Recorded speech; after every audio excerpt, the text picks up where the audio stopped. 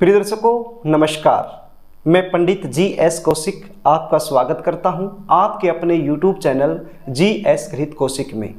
आज का हमारा विषय है जन्म कुंडली को देखकर अपने इष्ट देव का चयन कैसे करें।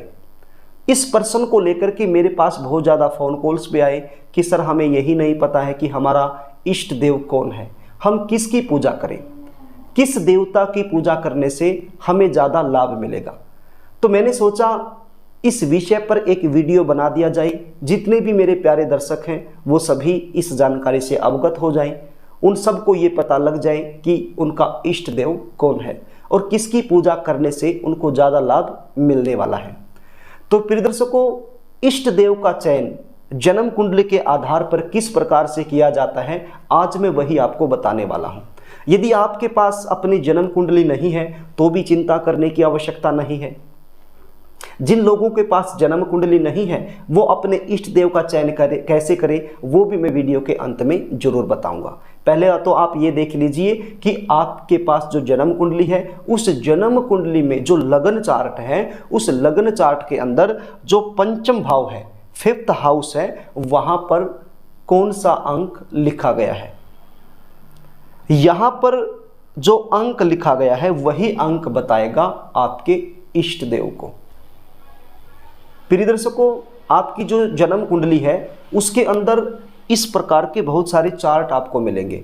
आपने देखना कौन सा है, लगन चार्ट को, और लगन चार्ट में भी पंचम भाव को, 5th हाउस को। आप इस 5th हाउस में ये देख लीजिए कि कौन सा अंक लिखा गया है। सपोज कीजिए कि आपकी जो जन्म कुंडली यानी कि जो लगन चार्ट है उसके जो पंचम भाव है उसके अंदर 1 का अंक लिखा गया है। यहाँ तो 5 का देख रहे हैं आप, लेकिन आपकी कुंडली में हो सकता है 1 से लेकर के 12 तक कोई भी अंक हो सकता है। तो सपोज कीजिए कि 1 लिखा हुआ है, तो आपके इष्ट देव कौन हुए? आपके इष्ट देव हनुमान जी हुए। यदि पंचम भाव में 1 अंक लिखा है तो हनुमान जी की पूजा करना, आराधना करना आपके लिए बेस्ट है। और यदि यहाँ पर 2 लिखा हुआ है तो फिर यहाँ के स्वामी शुक्र देव हुए। सीधी सी बात है, माँ लक्ष्मी की, माँ दुर्गा की पूजा करना आपके लिए श्रेष्ठ है। और यदि यहाँ पर 3 का अंक लिखा गया है तो यहाँ के स्वामी हुए बुध ग्रह। तो ऐसे में गणपति जी आपके इष्ट देव बन जाते हैं, तो गणपति जी की पूजा करना आपके लिए श्रेष्ठ है। और यदि यहाँ पर 4 का अंक लिखा गया है तो यहाँ पर इसके स्वामी बनते हैं चंद्रमा। तो आपके जो इष्ट देव हैं वो शंकर भगवान बने, यानी कि शंकर भगवान की पूजा करना, आराधना करना आपके लिए श्रेष्ठ है। और यदि यहाँ पर 5 का अंक लिखा गया है तो फिर सूर्य देव आपके इष्ट देवता बनते हैं। सूर्य देव को आप अर्घ दें, सूर्य देव की पूजा करें तो आपके लिए श्रेष्ठ है। यदि यहाँ पर 6 का अंक लिखा गया है तो फिर से यहाँ के स्वामी बुध देव बन गए, तो गणपति जी आपके इष्ट देव बने। यदि यहाँ पर 6 का अंक लिखा गया है तो गणपति जी की पूजा करना आपके लिए श्रेष्ठ है। यदि यहाँ पर 7 का अंक लिखा गया है तो फिर से शुक्र देव यहाँ के स्वामी बन गए, तो फिर माँ लक्ष्मी, माँ नवदुर्गा की पूजा करना आपके लिए श्रेष्ठ है। माँ भवानी, माँ नवदुर्गा, माँ लक्ष्मी, माँ सरस्वती, ये सब आपकी इष्ट देवियाँ हैं, इनकी पूजा करना आपके लिए श्रेष्ठ रहेगा। और यदि यहाँ पर 8 का अंक लिखा गया है तो यहाँ के स्वामी बने मंगल देव, तो हनुमान जी आपके इष्ट देव बन जाते हैं। तो हनुमान जी की पूजा करना, आराधना करना आपके लिए श्रेष्ठ रहेगा। और यदि यहाँ पर 9 का अंक लिखा गया है तो यहाँ के स्वामी बने देवगुरु बृहस्पति। तो गुरु की पूजा करना आपके लिए श्रेष्ठ रहेगा। आप अपने जीवन में गुरु को धारण कीजिए और गुरु के दिखाए गए रास्ते पर चलिए और गुरु का आदर कीजिए।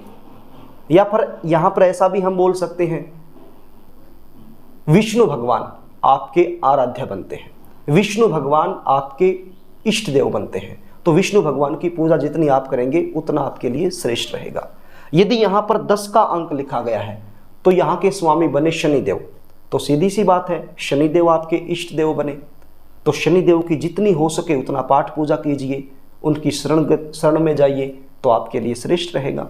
और यदि यहाँ पर 11 का अंक लिखा है तो भी यहाँ के स्वामी शनिदेव बनते हैं, तो भी आपने शनिदेव की शरणागति करनी है। यानी शनिदेव आपके इष्ट देव हुए तो शनिदेव की पाठ पूजा जितना आप करेंगे उतना आपके लिए श्रेष्ठ रहेगा। और यदि यहाँ पर 12 का अंक लिखा है तो भी यहाँ के स्वामी देवगुरु बृहस्पति बने। तो वही बात जो मैंने पहले आपको बताई थी, आप अपने जीवन में यदि गुरु धारण करना चाहते हैं तो कीजिए, उनकी सेवा कीजिए, या फिर विष्णु भगवान को आप अपना आराध्य समझ सकते हैं। विष्णु भगवान की पूजा आप जितना करेंगे उतना आपके लिए श्रेष्ठ रहने वाला है। तो प्रिय दर्शकों, ये तो हुआ जन्म कुंडली के आधार पर इष्ट देव का चुनाव करना। अब यदि जन्म कुंडली नहीं है किसी के पास तो वो क्या करे? ऐसे में मान लीजिए आपके पास जन्म कुंडली नहीं है और कभी भी मुसीबत का समय जब आपके ऊपर आता है, आपके सामने आता है, आप किसी मुसीबत में होते हैं, तो उस समय सबसे पहले किस भगवान का नाम आपकी जुबान पर आता है? जब आपको बहुत ज़्यादा सहायता की आवश्यकता होती है तो अपने आप ही अंदर से किस भगवान का नाम निकलता है? किसी न किसी भगवान का नाम तो जरूर निकलता होगा। तो जिस भी भगवान का नाम आपके मन से, आपके अंदर से निकलता है मुसीबत के समय में, वही आपके इष्ट देव हैं। उन्हीं की पाठ पूजा करना आपके लिए श्रेष्ठ रहेगा। तो प्रिय दर्शकों, मैंने आपको बताया कि कौन से देवी देवता की पूजा करने से आपको ज़्यादा लाभ मिलेगा। वैसे तो परमपिता परमेश्वर एक हैं और ये जो जितने भी देवी देवता हैं, 33 कोटि जो देवी देवता हैं, ये भगवान का ही रूप है। जिस प्रकार से पहाड़ों से अलग अलग धाराएं निकलती हैं, अलग अलग नदियां निकलती हैं और बाद में समुद्र में ही जाकर के गिर जाती हैं, सब अंत में एक ही हो जाती हैं। इसी प्रकार से जो अंत है वो तो एक ही है, परमात्मा एक ही है, लेकिन ये रूप अलग अलग हैं।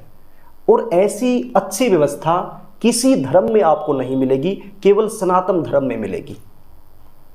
जिसको भी जो रूप भा जाए, जिसको भी जो भी देवी देवता भा जाए, उसी की पूजा कर लो। कोई मतलब इसमें बाउंडेशन नहीं है कि इस भगवान की आपने पूजा करनी है। जिस भी भगवान पर आपका मन लगे उसी की पूजा आप कर सकते हो। ये केवल सनातन धर्म में ही है और धर्म में नहीं मिलेगा।